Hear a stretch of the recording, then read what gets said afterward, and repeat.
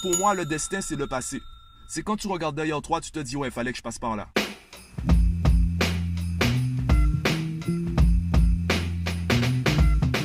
Yo, il y a quelque temps, j'ai vu un tweet passer.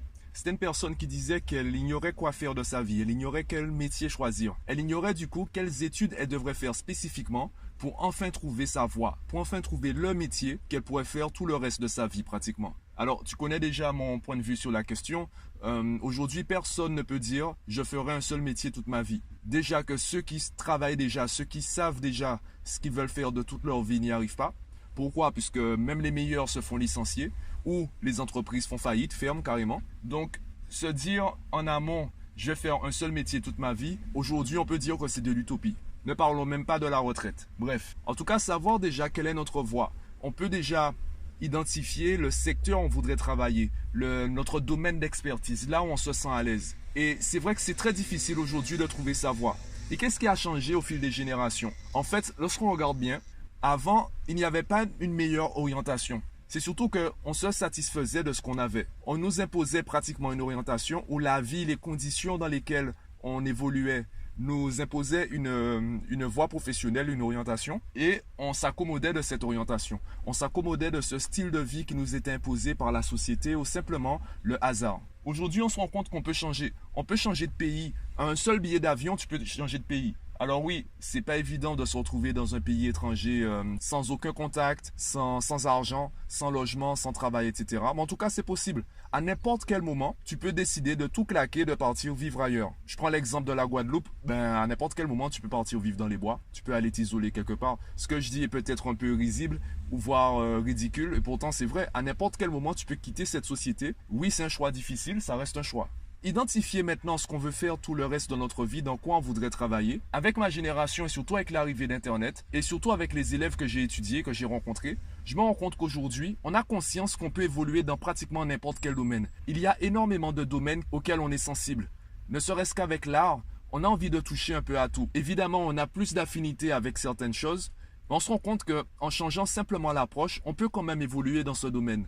Par exemple, tu n'es pas obligé d'être le meilleur photographe pour travailler dans la photographie. Tu peux travailler dans l'univers de la photographie. De la même façon, je le dis à tous les parents que je rencontre, un enfant qui dit « je veux être footballeur professionnel », il ne dit pas qu'il veut être footballeur professionnel. Ce qu'il dit, c'est qu'il se voit bien évoluer dans l'univers du football.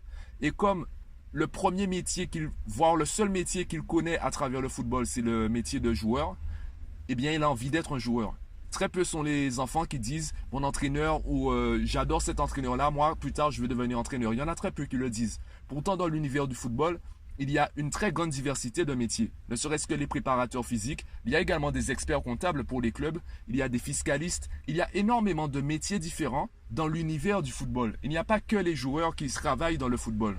Et le problème lorsqu'on a autant de choix, eh bien c'est qu'on ignore sur quoi s'arrêter. On ignore si notre choix est le bon. On ignore finalement si on pourra assumer le choix qu'on va faire. J'ai d'ailleurs des élèves qui sont en terminale et qui, avec Parcoursup, se voient acceptés pour certains vœux, refusés pour d'autres. Et le problème, c'est surtout pour les vœux dans lesquels ils sont acceptés, les orientations dans lesquelles ils sont acceptés. Le problème n'est pas dans les vœux où ils sont refusés. Le problème, c'est, parmi tous les vœux où j'ai été accepté, quelle orientation choisir? Évidemment, il y a premier choix, deuxième choix, troisième choix.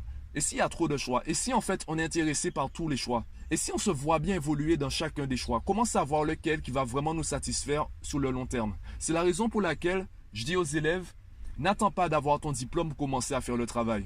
Tu veux par exemple devenir journaliste? Commence tout de suite à écrire des articles. Comme ça, le jour où tu as le diplôme, imaginons que ça te prend 10 ans pour avoir le diplôme, eh bien tu as 10 ans d'expérience. Et durant ces 10 ans, tu auras le temps de voir si c'est vraiment fait pour toi quand tu vas tester sur le terrain en même temps. Mon expérience personnelle, en travaillant dans un collège et une école primaire, je me suis rendu compte que ce n'est pas le métier de prof que je voulais faire.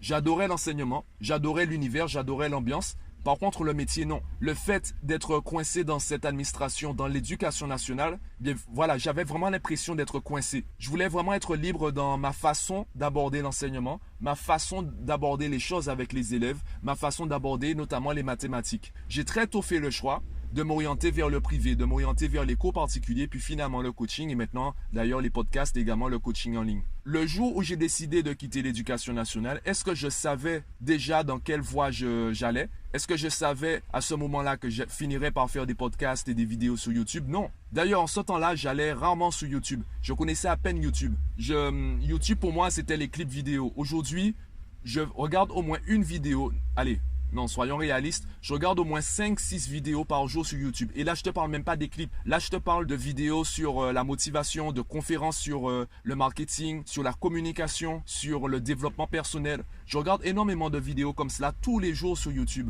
Est-ce que je savais que je finirais par faire tout ça? Est-ce que je savais à ce moment-là que ce choix allait entraîner autant de conséquences? Non. Par contre, je me sentais bien avec ce choix. La deuxième chose que je remarque concernant les différences entre les générations, c'est que le seul reproche fondamentalement que l'ancienne génération fait à la nouvelle, c'est de ne pas faire exactement ce qu'elle voudrait qu'on fasse. Les anciens nous reprochent de ne pas faire, les générations précédentes nous reprochent de ne pas faire exactement ce qu'ils voudraient qu'on fasse. Par exemple, il y a des parents qui disent les enfants ne lisent pas. Il y a la légende urbaine que les enfants ne lisent pas. C'est faux, les enfants lisent. Sauf qu'ils ne lisent pas ce qu'on voudrait qu'ils lisent. Je prends l'exemple de Twitter. Bon, Twitter, c'est plus les adolescents, les jeunes adultes. Si on comptait le nombre de lignes que chaque personne lit en étant sur Twitter, on se rendrait compte que chaque personne inscrite sur Twitter lit en moyenne un livre par mois. C'est de la lecture, sauf que ce n'est pas exactement ce genre de lecture. Les jeux vidéo, c'est pareil. Le mode d'emploi, le manuel d'utilisation d'un jeu vidéo, c'est la même chose, c'est de la lecture. Sauf que ce n'est pas cela qu'on appelle de la lecture. Sauf que ce n'est pas ça qu'on voudrait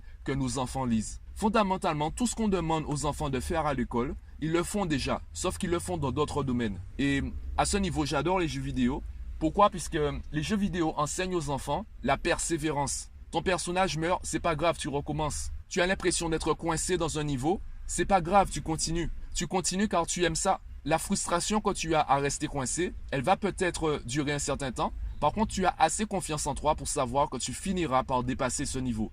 Tu finiras par battre le boss de fin. Le seul problème, c'est que ce que les enfants font dans les jeux vidéo, avec les jeux vidéo, ils ne le font pas à l'école. C'est juste ça la différence, c'est juste ça le problème. Les nouvelles générations ne font pas ce que les anciennes générations demandent de faire, quand ils demandent de le faire, et dans le domaine où ils demandent de le faire. C'est la seule différence, c'est le seul reproche en fait entre les générations. Donc on a deux possibilités. Soit on impose aux nouvelles générations de faire comme nous, on veut qu'ils fassent, soit on s'adapte aux nouvelles générations. Évidemment, tu sais très bien que je ne suis pas pour les extrêmes. Je ne pense pas qu'on puisse remplacer l'école par un jeu vidéo.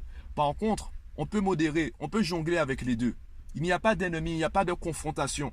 Et c'est un peu le problème de l'être humain, c'est qu'on met en conflit des idéologies qui en fait ne sont pas contradictoires. Et justement, en alliant les deux idéologies qu'on estime contradictoires, on se rend compte qu'on arrive à créer quelque chose de nouveau et qui satisfait tout le monde. Et pour revenir à la question de départ qui est que vais-je faire de toute ma vie? Quel métier choisir? Quelle voie professionnelle suivre? Eh bien, c'est aujourd'hui qu'il faut vraiment s'intéresser à se connaître. Connais-toi toi-même, aussi bien tes talents que tes passions. Aujourd'hui, bien plus qu'avant, la passion est fondamentale dans ta voie professionnelle. Le plaisir que tu as à faire les choses est bien plus intéressant qu'avant.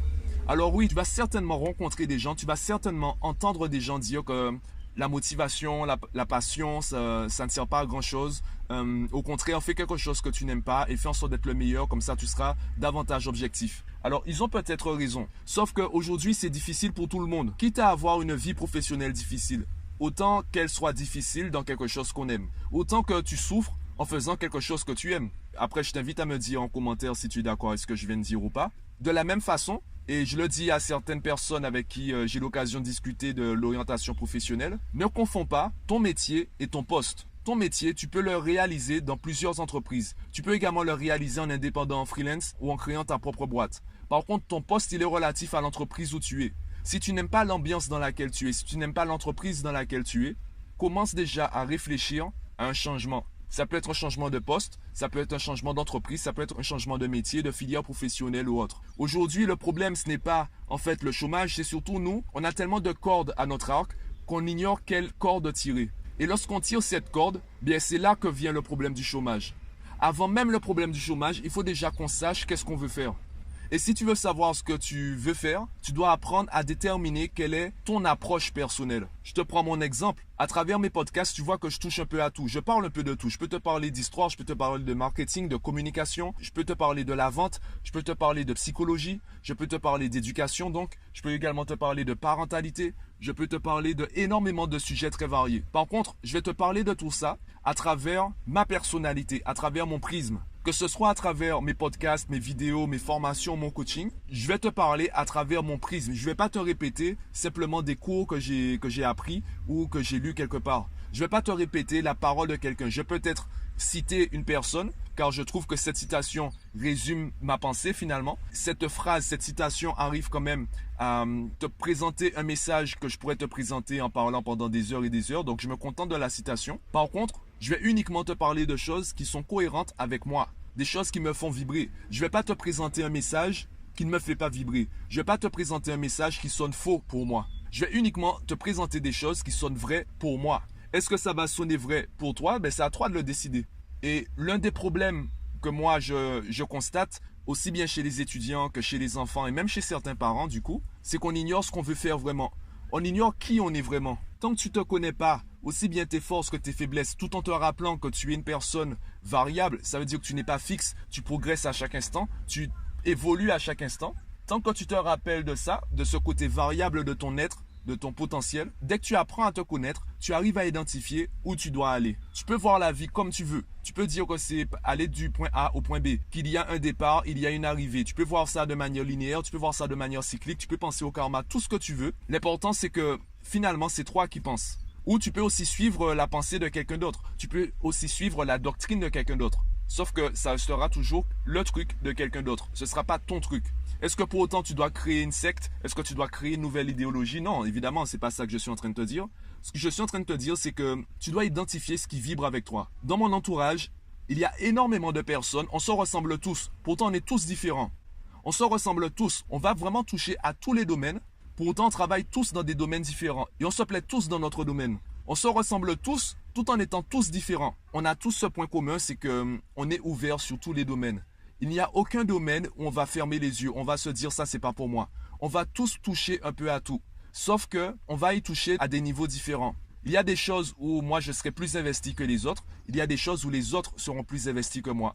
Et même lorsqu'on est au même niveau d'investissement, eh bien on ne va pas en parler de la même façon. Pour moi, c'est plus facile aujourd'hui de parler, de faire un podcast, voire une vidéo, que d'écrire des articles, voire écrire un livre. Et il y a des personnes qui vont résumer dans un livre, résumer. Il y a des personnes qui vont développer dans un livre tout ce que moi je vais te dire sur un an de podcast. On a tous des talents différents. Et c'est en apprenant à se connaître qu'on a réussi à déterminer la voie qu'on allait suivre. Est-ce qu'on est sûr de ce qu'on va être demain? Est-ce qu'on est sûr de ce qu'on va faire demain? Non. Pour moi, le destin, c'est le passé. C'est quand tu regardes derrière toi, tu te dis, ouais, il fallait que je passe par là. Quand tu regardes devant, la chose que tu vois, c'est du brouillard. Tu sais pas. Tu sais pas ce qui se passera demain. La seule chose que tu sais, c'est ce qui te fait plaisir maintenant. C'est qui tu es maintenant. Tu ignores qui tu seras demain. Par contre, qui tu es aujourd'hui, ça tu peux le savoir. Ça tu dois apprendre à le savoir. Et c'est en fonction de qui tu es aujourd'hui que tu sauras dans quelle direction aller demain. Tant que tu n'as pas vécu la chose, tu ne sais pas si c'est fait pour toi. Et si tu ne sais pas quoi faire de ta vie, eh bien, choisis au hasard. Prends une voie quelconque, joue à pile ou face, tu laisses le hasard décider pour toi et tu assumes. Puisque de toutes les façons, aujourd'hui tu ignores quel choix faire. Au pire, ce ne sera pas fait pour toi et tu le sauras. Au mieux, ce sera fait pour toi et tu le sauras. Dans les deux cas, tu sauras si c'est fait pour toi ou pas. De la même façon, on peut même jouer à cela. Je peux très bien en fait te prédire ton futur, puisque peu importe ce que je vais te dire, tu auras deux choix. Soit tu vas me donner raison, soit tu vas me prouver que j'ai tort. Et si tu me prouves que j'ai tort, bien je te dirai que je t'ai prédit ton futur. Et comme tu voulais pas ce futur-là, tu as tout fait pour ne pas l'avoir. Et ensuite, je te dirai qu'en fait, ton futur est écrit, sauf que tu peux le modifier. Et toi, tu l'as modifié. Donc le futur ne cherche même pas à savoir qui tu seras demain, qui tu seras dans 10 ans. Contente-toi de savoir qui tu es aujourd'hui et base-toi sur ça pour faire tes choix. Puisque de toutes les façons, personne ne peut vraiment te dire si c'est un bon choix ou si c'est un mauvais choix. La chose qu'on peut te dire, c'est quels sont les choix qui ont le plus de chances d'être des bons choix. Alors, est-ce qu'ils ont raison de penser comme ça? On a envie de dire oui, statistiquement, pareil, statistiquement, c'est plus intéressant de faire de longues études que de s'arrêter au brevet des collèges. Effectivement, statistiquement, oui. Sauf que statistiquement, c'est pas du tout intéressant de jouer au loto. Pourtant, combien de personnes jouent au loto? Combien de personnes perdent au loto? Et combien de personnes gagnent au loto? Donc les statistiques sont intéressantes, sauf que ce n'est pas une vérité absolue. Je te le répète, on parle pas de tout claquer pour faire n'importe quoi, un choix complètement au hasard. Si tu as le choix entre deux chemins et tu as autant de bonnes raisons de choisir un chemin que choisir l'autre, eh bien, soit tu choisis au hasard, ou soit tu choisis le plus difficile. Puisque si tu choisis le plus facile, tu risques d'avoir la pensée, et si j'avais choisi l'autre? Et si en fait c'était l'autre? Ben choisis le plus difficile. Comme ça, si tu te dis, et si j'avais choisi l'autre, bien tu iras carrément parce que ce que tu as choisi est trop difficile, donc tu prendras l'autre voie qui est plus facile. Tout ça pour te dire, ben, fais ton choix. Fais ton choix et tu sauras. Personne ne peut vraiment te dire de quoi est fait demain, donc fais ton choix. Que ce soit avec le hasard, que ce soit en faisant le choix le plus difficile. Rappelle-toi juste que connais-toi toi-même. Ce sera ça mon message d'aujourd'hui. Connais-toi toi-même. En attendant, je t'invite à me laisser ton avis en commentaire, à t'abonner à la chaîne pour recevoir les prochains podcasts, et moi je te dis à bientôt.